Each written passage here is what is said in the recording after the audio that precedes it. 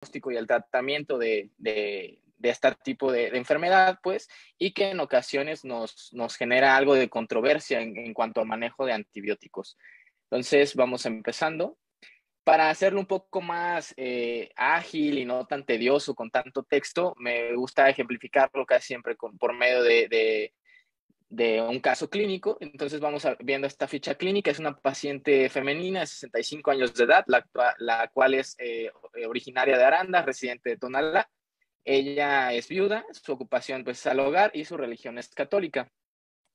En cuanto a los antecedentes de relevancia, un padre con carga genética para DM2, igual que un hermano, refiere tabaquismo, 5.2 paquetes año y una exposición a biomasas de 60 horas año. En cuanto a los ginecobstétricos, gesta 6, parto 6, menopausia a los 50. También pues, la paciente presenta los siguientes comórbidos: diabetes mellitus tipo 2, hipertensión arterial e hipotiroidismo, los cuales se manejan con los fármacos que ven en su pantalla. En cuanto al principio de evolución del padecimiento actual, la paciente nos refiere por interrogatorio por la cuidadora, un interrogatorio indirecto.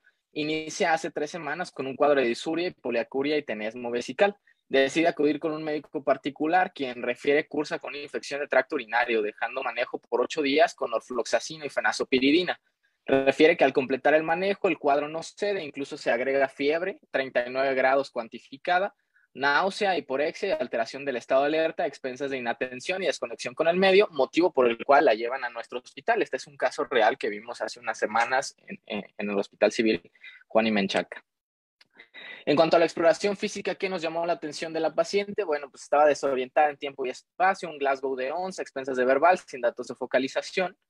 Estertores gruesos en inspiración temprana, sin adventicios, en sí no se integraba como tal un síndrome pleuropulmonar. Soplo sistólico en foco mitral, un 3 de 6. Prácticamente abdomen asignológico, nada de relevancia. Fuerza muscular algo disminuida, 4 de 5 en las 4 extremidades, sin embargo los reflejos osteotendinosos normales y respuesta plantar flexora. Llamaba la atención Giordano positivo del lado izquierdo. Y algo importante también, recordemos que la exploración física, dependiendo de la patología que estemos viendo, también es importante reportar los pertinentes negativos. No presentaba la paciente secreción ni irritación vaginal. En cuanto a sus signos vitales, ligeramente hipertensa, con la tensión sistólica en 139, la fiebre, como ya lo mencionamos, saturación de 90%, la glicemia alterada, 130, frecuencia con tendencia a la taquicardia, 123, respiratoria en 18 y un peso de 89 kilogramos. Muy bien. Entonces ya tenemos estos datos de la paciente. Ahora, en cuanto al abordaje diagnóstico, ¿cómo empezamos el abordaje de este tipo de pacientes? Resumir, ¿no? Casi siempre a mí, por lo general, me gusta tener los datos pivote bien resumido para no sacar estas variables distractoras y enfocarnos en el problema principal por el cual es el que viene la paciente. La paciente, pues ya mencionamos, una paciente de 65 años de edad, la cual nos llega con un síndrome febril y de relevancia el antecedente de disuria, poliacuria y tenesmo vesical. A su vez, el Giordano positivo también del lado izquierdo y mencionar de nuevo los pertinentes negativos sin descarga vaginal ni irritación. En cuanto al abordaje de la medicina basada en evidencias, pues es importante tomar en cuenta la prevalencia que tiene una enfermedad para nosotros poder jugar con las razones de verosimilitud o likelihood radio. Muchas de las ocasiones nosotros le tomamos importancia a la sensibilidad y especificidad de cada signo. Sin embargo, debemos de recordar pues que la sensibilidad y la especificidad, la traducción clínica de estas dos es una razón de verosimilitud, la cual puede ser positiva si es que se encuentra en el paciente o puede ser negativa si está ausente. Ambas son importantes. También es importante marcar cuáles tiene el paciente y cuáles no. ¿Cuál es el primer parámetro que tomamos? Pues el valor pretest, ¿no? Esto de acuerdo al teorema de Bayes, en el cual se nos habla de una medicina basada en evidencias y que hay que darle importancia a este aspecto epidemiológico, ¿no? Sabemos que la infección de tracto urinario tiene una prevalencia del 5%. Sin embargo, cuando una paciente llega a nuestro hospital, llega a requerir una atención médica, esta prevalencia aumenta hasta 50%, es decir, una infección de tracto urinario, una vez que una paciente acude a un hospital, ya tiene 50% de probabilidad pretest de que sea una infección de tracto urinario, con solo mantener la presencia en un hospital. ¿Qué factores de riesgo nos aumentan esta probabilidad pretest? Relaciones sexuales recientes, infecciones de tracto urinario, ¿sale? Que sea algo recurrente en las pacientes y el uso de espermicidas. ¿sabes? Entonces, bueno, del lado derecho de su pantalla tienen una tablita en la cual menciono las razones de verosimilitud positivas y las razones de verosimilitud negativas. Como sabemos, la infección de tracto urinario pues tiene mucho componente sintomatológico. De hecho, si lo ven, muchas de las ocasiones le damos un peso muy importante al Giordano. El likelihood radio de un Giordano, ese que menciona ahí como dolor en flanco, es de 1.7. Si nos regresamos un poquito a las bases de medicina basada en evidencia, el libro de McGee de exploración física basada en evidencia, que es un libro que les recomiendo a los que nos gusta un poquito de este abordaje médico, nos menciona que hay que buscar likelihood radios a mayores de 3, ¿no? Entonces, a pesar de que es un signo bastante mencionado en las infecciones de tracto urinario y que se le da un peso súper importante, pues vemos que el likelihood radio no es tan bueno, es 1.7. La verdad es que lo que se menciona, sobre todo en el abordaje de una infección de tracto urinario, se le da más peso a los síntomas. Disuria, frecuencia, la fiebre como tal, ¿sale? Pero no el hecho de que un paciente tenga Giordano positivo es igual a pielonefritis, eso sí dejarlo bien claro. Y algo que les mencionaba también en los pertinentes negativos que tenía esta paciente era la descarga vaginal y la irritación vaginal. Si se fijan, son de los datos clínicos que más el likelihood radio negativo nos dan. ¿Esto qué quiere decir? Que si la paciente los llega a presentar, la probabilidad post-test, es decir, una vez que nosotros valoramos a nuestra paciente y vemos qué datos clínicos tiene o no tiene, el valor post-test, el valor de likelihood radio de descarga vaginal e irritación vaginal es muy importante, 3.1 y 2.7. Es decir, si es la paciente que les acabo de presentar tuviera descarga vaginal e irritación vaginal, nos disminuye mucho la probabilidad post-test de que ella tenga una infección de tracto urinario. Entonces, por eso es importante siempre que estemos explorando una paciente y sospechando que tenga infección de tracto urinario, descartar estas dos variables, que tenga descarga vaginal y irritación vaginal. ¿Por qué? Porque nos van a disminuir mucho el valor post-test. Y bueno, obviamente en el último lugar, si vemos ahí en su pantalla el dipstick o el uroanálisis o el EGO, el examen general de orina, pues es el que mayor likelihood radio tiene, 4.2. Sin embargo, ahorita vamos a hablar en las siguientes diapositivas un poquito del examen general de orina, que tiene sus bemoles también. Y si no sabemos darle el peso adecuado a un examen general de orina, nos puede guiar hacia un diagnóstico erróneo, ¿no? Muy bien, entonces en cuanto al examen general de orina, hablarles algunas perlas pues de este estudio de laboratorio muy comúnmente solicitado en los hospitales para hablar de las características macroscópicas, ¿no? Sabemos que el color y el olor no son confiables en cuanto a la sensibilidad y especificidad para una infección de tracto urinario. Sin embargo, yo creo que a la mayoría nos ha tocado de que no, pues es que la orina se ve turbia o es que la orina huele muy concentrada, cosas que también nos llegan a decir los pacientes en consulta, ¿no? Sin embargo, pues importante resaltar este aspecto, que no tienen una sensibilidad y especificidad adecuada que nos pueda servir a nosotros para asegurar que un paciente tiene infección de tracto urinario. En cuanto al examen general de orina, es un buen test para descartar IBU. Ojo, nos sirve para descartar. Sin embargo, un ego positivo con esterasa leucocitaria que tiene al menos 10 leucocitos por campo lo califica como piuria. La ausencia de piuria decrementa de manera dramática la probabilidad de una infección de tracto urinario. Esto también es importante mencionarlo, es decir, la esterasa. ¿Por qué la esterasa le dan más peso en este punto? Porque sabemos que existen ciertas bacterias como los enterococos y los estafilococos, los cuales no van a convertir los nitratos a nitritos. Por lo tanto, podemos tener nitritos negativos con esterasa positiva y eso no significa que no sea un ego representativo. Hay bacterias que nos pueden dar este patrón, ¿no? Las bacterias entéricas, como sabemos, E. coli, Proteus, Klebsiella, las tres más comunes que observamos en infecciones de tracto urinario, convierten los nitratos a nitritos, pero esta conversión requiere de 4 horas, ¿sale? Esto es importante mencionarlo, ¿por qué? Porque el examen general de orina que nos va a dar mayor rendimiento diagnóstico es el de la mañana, el matutino. Por eso es importante que los pacientes que estamos sospechando de infección de tracto urinario se solicite la primera orina de la mañana para poderla mandar a analizar, ya que pues, se debe a este tiempo de procesamiento prácticamente de la conversión de nitratos a nitritos por estas bacterias. Importante también mencionarlo.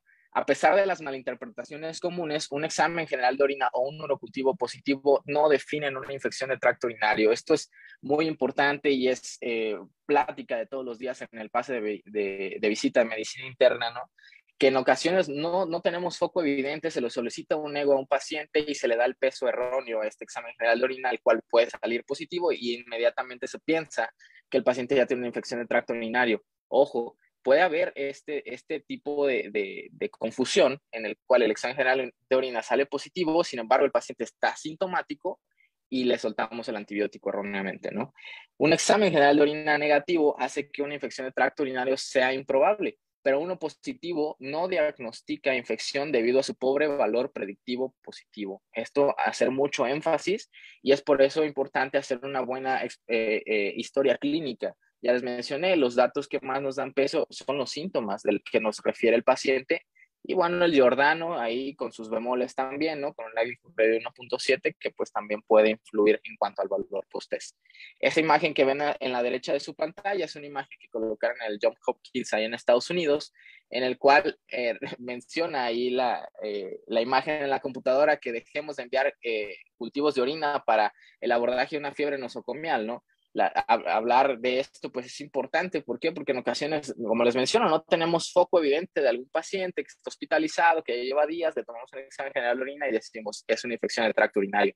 Mencionar que las cistitis no causan fiebre, que una orina de una sonda Foley sacada de una sonda Foley no es estéril, por lo tanto nos puede salir con bacterias, eso no significa que el paciente esté cursando con una infección, y un cultivo positivo no es igual a infección, también mencionar esto.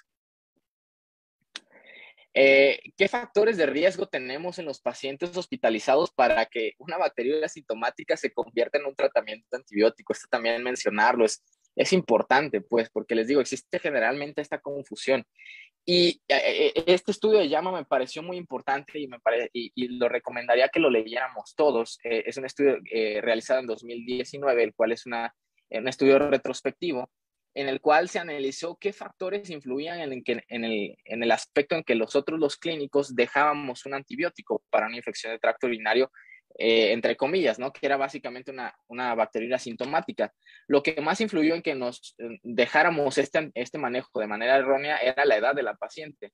Demencia, que nos llegara una paciente con demencia, que nos llegara una paciente con incontinencia o alteración del estado de alerta. Y creo que esta es de las más comunes. Por eso quise presentar este caso clínico, porque en ocasiones cuando tenemos una paciente con alteración del estado de alerta y que no tenemos un background adecuado o un antecedente adecuado por parte de los familiares, tomamos el examen general de orina, sale positivo e iniciamos antimicrobiano, ¿no? Si se fijan en la parte de abajo, donde dice test de laboratorio, también cultivos positivos, es decir, si nos sale una E. coli también sería un motivo para dejar de manera errónea un antimicrobiano. Que la paciente tenga leucocitosis, entre la desesperación o que nos llega a dar frío de cierta manera, no dejar antibiótico, no dejar cubierta a una paciente, pues lo soltamos también pensando que puede ser infección de tracto urinario, bacteriuria con más de 100,000 unidades formadoras de colonias o lo que ya les mencioné, una infección, un examen general de orina positivo, también influye de manera estadísticamente significativa para que dejemos antibióticos o dejamos tratamiento en pacientes hospitalizados con bacteriuria asintomática. Entonces, considerar estos factores que pueden influir en nosotros, en nuestra decisión del día a día con estos pacientes, para dejar un antibiótico de manera errónea. En cuanto a los laboratoriales, regresando un poquito al caso de nuestra paciente, pues ahora sí que tenemos este background adecuado de darle el peso a un examen general de orina de manera correcta, de interpretar estos hallazgos de manera adecuada. Pues bueno, vemos que nuestra paciente cursa con una leucocitosis con 19,000 leucos a expensas de neutrófilos. Vemos que el examen general de orina tiene nitritos positivos y tiene una esterasa más de 500 con bacterias abundantes. Importante, algo que a veces se nos olvida o omitimos es ver el pH del examen general de orina y ahorita vamos a ver por qué. En cuanto a la química, pues la paciente ahí llegó con una lesión renal aguda, con una creatinina de 1.73. Entonces, pues bueno, esto en cuanto a los estudios de laboratorio. Ojo, aquí estoy poniendo los estudios de laboratorio esenciales para nosotros poder hacer el diagnóstico, ¿no? También sabemos que en medicina interna a veces nos critican mucho por pedir muchos estudios de laboratorio y todo esto, pero bueno, en ocasiones también nos llegan con toda la batería de estudios de los servicios de urgencias. Y esto es importante mencionarlo, ¿por qué? Porque a mayor número de estudios que nosotros solicitemos, mayor el riesgo de que alguno de estos hallazgos que vimos o resultados que observamos en los estudios de laboratorio sea erróneo.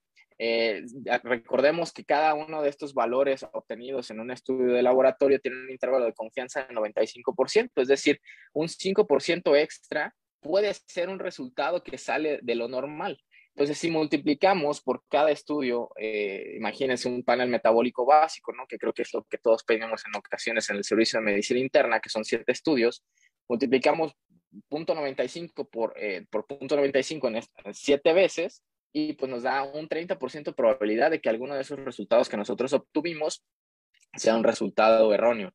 Entonces, darle el peso suficiente a esto también, pedir los estudios de laboratorio adecuados, no solicitar de más, pues, porque podemos caer en este error propiamente estadístico y por probabilidad de que alguno de sus resultados sea normal o erróneo.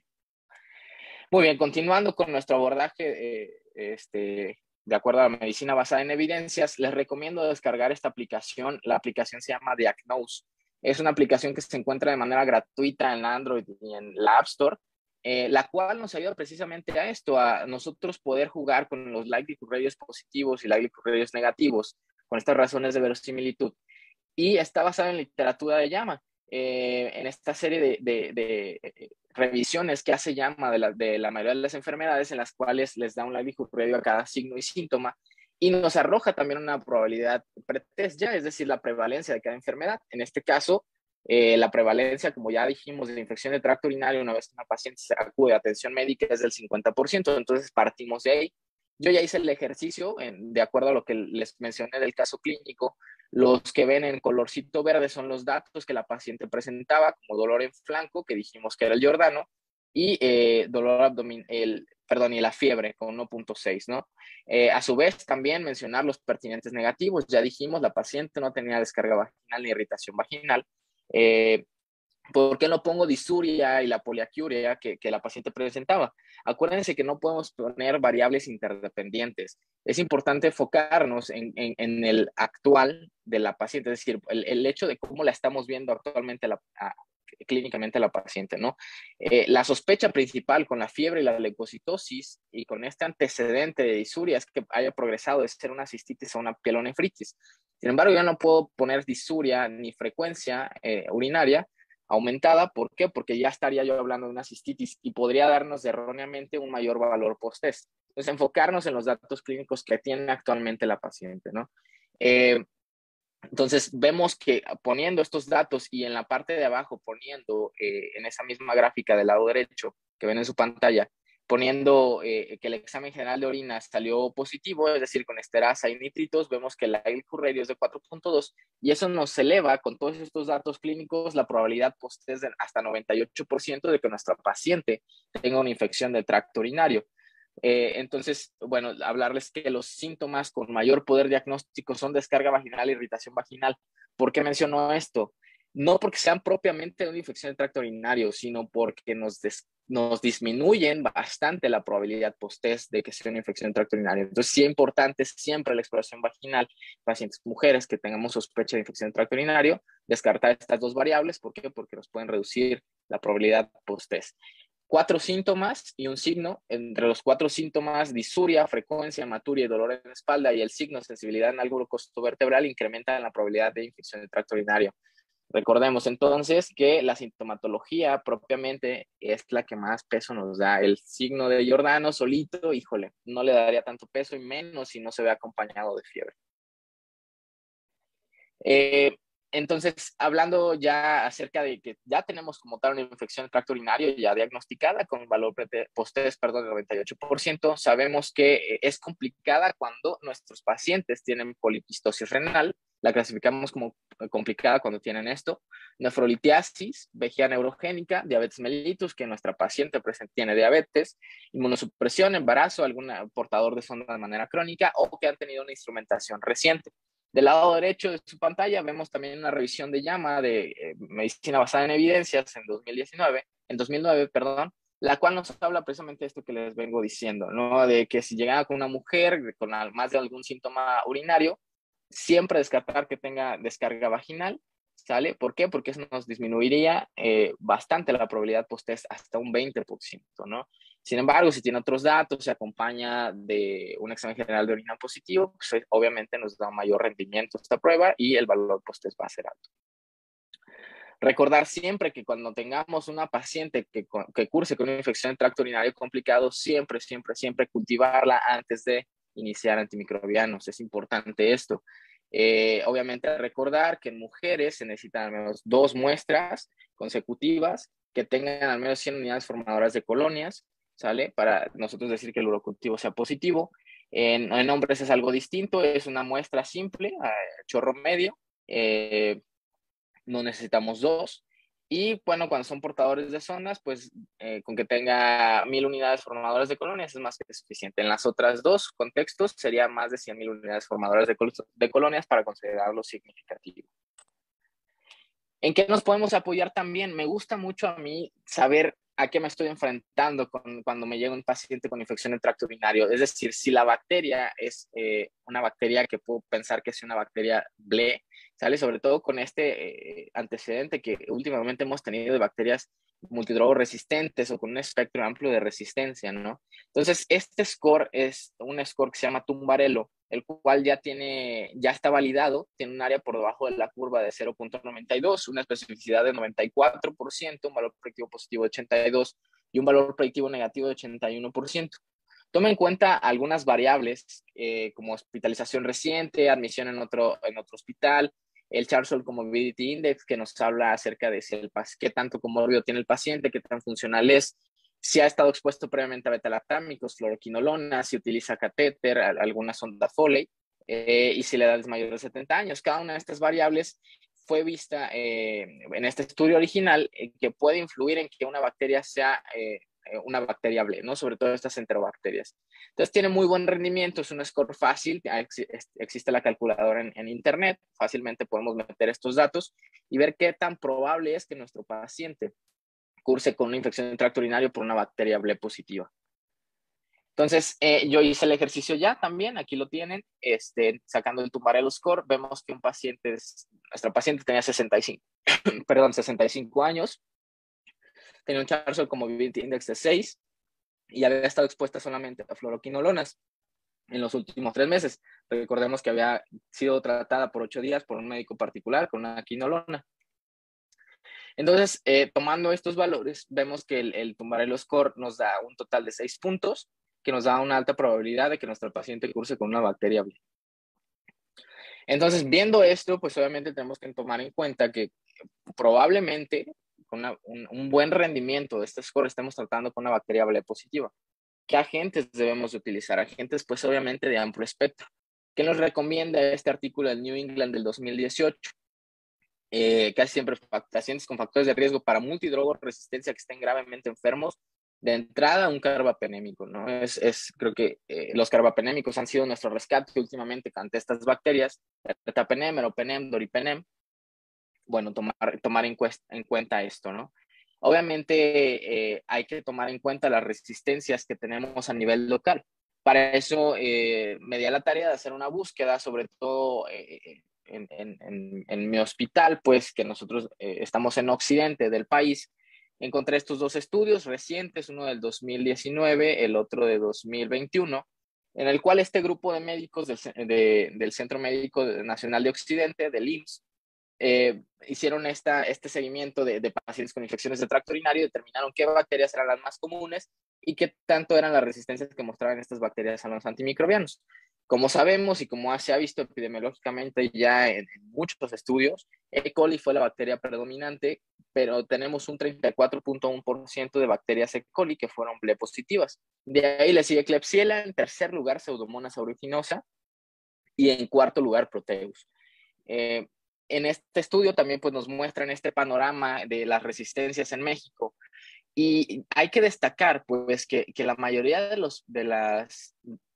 los médicos en general, médicos generales, pues, o de manera ambulatoria, todavía seguimos viendo los pacientes que nos quedan hospitalizados que siguen dejando quinolonas en general, ¿no? Es importante actualizarnos en esto, pues, porque aquí vemos en esta gráfica del lado izquierdo de su pantalla que las quinolonas, tanto ciprofloxacino como moxi o levo, tienen una resistencia por arriba del 70%, incluso más que lo que llevamos a pensar del trimetoprim sulfamethoxazol, ¿no? Con 64%. Ceftriaxona no se diga, es prácticamente un volado tratar a un paciente con ceftriaxona con infección de tracto urinario, puede que se le quite, puede que no, ¿no? Tasa de resistencia del 50%. ¿Qué aliados tenemos? Amicacina y los carbapenémicos. Amicacina con una tasa de resistencia de 2% nada más. Y es importante darle el contexto adecuado porque en literatura todavía americana, que pues obviamente nos basamos en esto, la mayoría de los médicos, eh, fuentes como el New England o bases de datos como UpToDate o Dynamed todavía nos recomiendan a las quinolonas como una terapia inicial. Y es debido a que Estados Unidos, pues aquí lo vemos en esta gráfica, tiene una resistencia del 5 al 10% a quinolonas. En México las quinolonas ya no son una opción, 71% de resistencia, ¿no? Entonces, sí darle el contexto adecuado a las lecturas que hagamos, que a pesar de que la literatura americana nos diga que de manera inicial el quinolona puede ser una opción, aquí estamos viendo que no, ¿no? En nuestro país las quinolonas ya no son una opción para tratar infecciones del tracto urinario. Aquí vemos otra vez también el panorama general, ¿sale? La tasa de resistencias que tienen todas estas bacterias. En la parte inferior vemos que las E. coli ble positivas pues tienen una tasa de resistencia a piperacilina tazobactam de 16.6%, ceftriaxona pues 98%. Sin embargo, nos vamos a ciertos medicamentos que pueden ser opción para tratar este tipo de bacterias y vemos ertapenem 1.7%, que no deja de ser un referente que utilizamos mucho en mi hospital para tratar este tipo de infecciones. No dejar de lado amicacina, que también puede ser una muy buena opción. Y no se diga pues los demás carbapenémicos, ¿no? Meropenem 0.8%. Sin embargo, pues coincide este estudio con lo que hablamos en la diapositiva pasada, Cipro, levo, trimetoprim, nitrofurantoína, vemos esa tasa de resistencia tan altas que, bueno, recordemos que cuando un medicamento, un fármaco tiene una tasa de resistencia por arriba del 20%, pues ya no es recomendable utilizarlo, ¿no? Aquí vemos también una gráfica que nos muestra esta evolución de las resistencias en México, cómo hemos estado evolucionando las resistencias. Vemos, por ejemplo, que la línea moradita que tenemos ahí, vean cómo en 2014 teníamos una tasa de resistencia muy baja a ceftriaxona.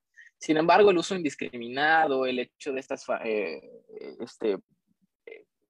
farmacias que están con consultorios añadidos, ¿no? Que vemos comúnmente en todo México, y el uso indiscriminado de antibióticos sin regulación, pues ha llevado a que en 2018 la tasa de resistencia de ceftriaxona llegara hasta el 50%, que es lo que vemos en este último estudio del 2021, ¿no? Vemos cómo la micacina pues se ha mantenido con una tasa de resistencia muy baja y que sigue siendo una buena opción. Y no se diga de las quinolonas, ¿no? Que vemos esa línea que ha aumentado la tasa de resistencia hasta el 70%. Entonces me parece muy interesante esta gráfica, siempre me gusta mostrarla para que veamos cómo han ido evolucionando y cómo el uso indiscriminado de antimicrobianos pues nos ha llevado a este nuevo paradigma, ¿no? De pensar más en qué antimicrobianos utilizar para tratar este tipo de infecciones. Sin embargo, esto pues, nos habla de Occidente, ¿no? Yo soy de Guadalajara, este es el tipo de terapias que utilizamos acá en mi hospital.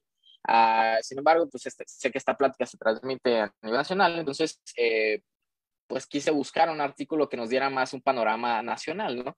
Este estudio es un snapshot, una muestra, pues, como tal, de las tasas de resistencia antimicrobiana en México. Fue realizado en 47 centros hospitalarios, los más importantes a nivel nacional. Dentro de ellos, pues, se encuentra mi hospital, el Hospital Civil, se encuentra el Subiram, y entre algunos otros, el cual, pues, nos muestra este panorama de resistencias. Y volvemos a lo mismo, E. coli, Klebsiella, que son las principales bacterias que aislamos en una infección de tracto urinario, vemos prácticamente lo mismo, ¿no? Una muy baja tasa de resistencia a amicacina, muy alta tasa de resistencia a la cefalosporina de tercera generación, como ceftriaxona, ¿no? Las quinolonas no se diga, aquí baja un poco, ya no es 70% como lo que tenemos en Occidente, aquí lo muestran a las quinolonas en 50%, pero prácticamente no hace ninguna diferencia, ¿no? Sabemos que arriba del 20%, vuelvo a repetirlo, pues ya no es opción utilizar un antimicrobiano. Entonces, pues lo mismo, ¿no? Se confirma esto que vemos en Occidente, también a nivel nacional, importante mencionar y tomarlo en cuenta para dejar una terapia antimicrobiana. Entonces, ¿qué iniciamos en esta paciente de tratamiento? Ya ante la evidencia de la probabilidad de una E. coli ble positiva, ¿no? Con el score de Tumbarello, tomamos obviamente el urocultivo previamente y ese es el hallazgo que tuvimos, una E. coli precisamente ble positiva. la cual era sensible a ertapenem, y nosotros de manera empírica ya habíamos iniciado ertapenem, para eso nos sirve el Tumbarelo Score, para precisamente prevenirnos que la bacteria que estamos cubriendo no se hable o se hable, pues. Entonces, de manera inicial tratamos con ertapenem y bueno, pues sale el cultivo y a fin de cuentas completamos el esquema con ertapenem. Recordemos que ya actualmente con este nuevo paradigma de menor número de días de antibiótico, pues sabemos que una infección de tracto urinario complicada se habla que la podemos dar de 5 a 7 días y en algunos pacientes que tienen respuesta tardía llegar de 10 a 14, ¿no? Pero casi siempre 3 a 5 días, 5 a 7 días es más que suficiente. En cuanto a la microbiología, pues volverlo a repetir, una E. coli tiene el 90% de los hallazgos comúnmente encontrados en infecciones de tracto urinario, Klebsiella le sigue y Proteus al final. Recordar, también mencionarles pues que en infecciones de tracto urinario complicadas, casi cualquier organismo puede ser el causal y debe ser considerado si la paciente se encuentra sintomática. Es decir, no nos descarta que podemos tener en una infección de tracto urinario complicada un enterococo o un estafilococo, ¿no? Sin embargo, por prevalencia, pues obviamente las que siempre debemos de pensar son esas tres. En cuanto a los estudios de imagen, siempre es una pregunta recurrente. A todos los pacientes que tienen infección de tracto urinario, ¿es importante tomarles algún estudio de imagen? La verdad es que no, simplemente en caso de que cumplan con estas tres características. En esta revisión del New England de pielonefritis, nos mencionan que la indicación para tomar un estudio de imagen de manera inicial en algún paciente que llega con una pielo sería que tenga una tasa de filtrado menos de 40, que el paciente se sospecha altamente de una urolitiasis o que el pH urinario esté por arriba de 7. Por eso en el estudio inicial del caso clínico les puse que la paciente tenía un pH urinario de 6. Entonces, si cumplen con algunas de estas tres características, es obligado que nosotros tomemos un estudio de imagen, ya sea un ultrasonido, que es más conveniente, costo efectivo y rápido, ¿no? Incluso, pues, el entrenamiento actualmente de los internistas, pues, hacer un poco renal, ¿no? Entonces, incluso en camas, si en su hospital cuenta con un ultrasonido, rápido se lo hacemos para descartar que no tenga alguna dilatación pielocalicial o algo que nos apunte de manera indirecta a una litiasis renal y de ahí, pues, tomar algún otro estudio más pertinente, ¿no? Como una urotac. Mencionar también este estudio que me parece importante, salió recientemente, salió el año pasado y que nos da opciones, pues sobre todo con el tratamiento, no abusar tanto obviamente de los carbapenémicos o la micacina, que les digo, pues son aliados importantes que actualmente tenemos. Me pareció importante incluirlo en esta plática. Es un estudio corte, retrospectivo, multicéntrico, el cual se llevó a cabo en 3 servicios de salud de Los Ángeles. Revisaron ellos el récord médico electrónico de estos pacientes. Eran pacientes que tenían cultivo positivo y que fueron tratados con ertapenem o fosfomicina entre enero del 2018 y septiembre del 2020. Y se solicitaba susceptibilidad a fosfomicina solo si la E. coli era BLE positiva y se solicitaba sensibilidad a ertapenem solo si el médico pedía que se corriera este antimicrobiano, ¿no? Entonces, es un buen estudio en el cual nos muestra que podemos utilizar fosfomicina para el tratamiento de infecciones de tracto urinario complicadas. Fosfomicina la tenemos algo olvidada, la verdad, y es que en estos estudios previos que les mencioné acerca de las resistencias bacterianas no meten fosfomicina. Generalmente lo utilizamos para manejo de una cistitis, una monodosis de 3 gramos, pero en este estudio la utilizan como tratamiento en una infección de tracto urinario complicada. Vemos en este ajuste multivariado que la tasa, lo que trataba de hacer este estudio prácticamente era mostrar no inferioridad contra el ertapenem, que ellos lo tomaron como el estándar y que les digo, generalmente muchos centros hospitalarios lo tenemos como referente para infecciones de tracto urinario complicada, ¿no? Prácticamente se vio misma tasa de éxito a 30 días, resolución de síntomas en última visita también prácticamente igual y tasa de recaída prácticamente igual entre fosfomicina y ertapenem. Si tiene alguna duda con los intervalos de confianza, recordemos, un estudio de inferioridad, entonces vemos que no hay diferencia, por eso es clínicamente no significativo, ¿no? Porque busca no inferioridad, por eso vemos que el intervalo de confianza pasa la unidad. Y del lado derecho tenemos qué beneficios tenía en estos pacientes el tratarlos con fosfomicina. Vimos que tenía 1.4 días menos de tratamiento, es decir, en cuanto a 1.4 días menos de estancia intrahospitalaria, una duración menor, prácticamente 1.4 de terapia IV, En cuanto a la terapia, fueron menos días de terapia antimicrobiana una vez que se egresó al paciente, 5 con fosfomicina versus 7 con ertapenem. La duración total de la terapia fue 3 días con fosfomicina versus 12 incluso con ertapenem.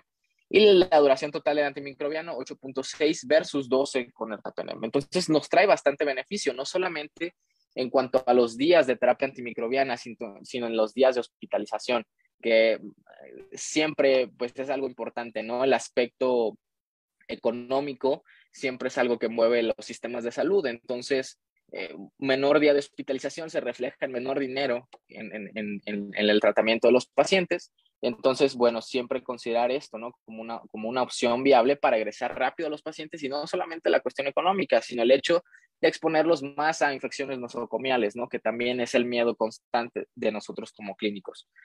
Cuanto a la discusión de este artículo, pues los resultados demuestran que en los pacientes tratados con fosfomicina, con terapia inicial o subsecuente, es decir, hacer un step down de manera inicial, tratarlos con ertapenem y posteriormente desescalar, tienen desenlaces similares, comparados con aquellos que reciben una terapia definitiva con ertapenem. Menor tiempo de hospitalización, menor exposición a catéteres venosos y menor tasa de eventos adversos. Opción potencial viable para el tratamiento de infecciones de tracto urinario complicadas. No hubo diferencia en pacientes más enfermos, es decir, en el grupo de fosfomicina, curiosamente en este estudio, metieron más pacientes que presentaban bacteremia y aún así los resultados fueron similares. Niveles favorables en orina después de dosis de diaria o cada 48. En este estudio juntaron a los pacientes en 3 grupos, en 3 estratos, una dosis cada 24, una dosis cada 48, una dosis cada 72 y prácticamente fue la misma tasa de éxito. Tasa de éxito similar con E. coli y Klebsiella, que son las bacterias más comunes. Se comparó pues a fosfomicina contra el estándar, que son los carbapenémicos, y pues tuvieron desenlaces similares. Y con ertapenem se ofrecían 4 días más de hospitalización, lo que les refiero, ¿no? Un egreso temprano de los pacientes con fosfomicina puede ser una muy buena opción. ¿Qué limitaciones tiene este estudio? Pues un estudio retrospectivo, no olvidar esto. Lo más adecuado sería que fuera un prospectivo, un ensayo clínico, que creo que sería buen tema de tesis incluso para algunos residentes. No se aplicó en inmunosuprimidos, esto mencionarlo. Se perdió el seguimiento, pero fue un seguimiento casi de 12 meses, pues en realidad no es como que se haya perdido de manera tan temprana. Se dio fosfomicina de manera inicial sola en 5.7% de los pacientes de este estudio. Es decir, en ellos no se dio una terapia inicial con ertapenem, sino que de entrada los trataron con fosfomicina y prácticamente no hubo diferencia. Entonces también tomarlo en cuenta, ¿no? Podríamos ahorrarnos el ertapenem de manera inicial con fosfomicina. Ojo con esto, sí, dejarlo bien claro, no fue en pacientes inestables, es decir, pacientes que presentaban choque séptico no entraron en este estudio. Ya casi para terminarla, en cuanto a la prevención secundaria, a veces le damos demasiada importancia a la prevención secundaria en otras patologías, ¿no? EBCs, infartos, por decir algunas. Sin embargo, abandonamos las infecciones de tracto urinario y hay que hacer énfasis en que podemos dar prevención secundaria también. Una de las enfermedades infecciosas más comunes en mujeres pues, es la infección de tracto urinario. 27% de las pacientes con un primer episodio tendrán recurrencia dentro de los 6 meses. Mujeres con infecciones de urinarias previas, 44-70% tendrá recurrencia dentro de un año.